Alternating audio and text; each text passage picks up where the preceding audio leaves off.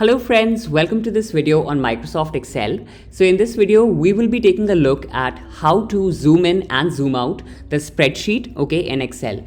So as you can see, I have opened the spreadsheet, okay, it's a Microsoft Excel spreadsheet only. And what we are going to do is we are going to zoom in and zoom out. So in Windows and Mac, okay, the shortcuts are different. So let's not use that approach and we'll use a common approach, okay, that will work, okay, in all cases. So you go to the bottom of the spreadsheet, okay, you see the bottom, okay, where these three icons are. So at the the rightmost corner at the bottom, you see the zoom option, okay. So there's a scroll bar.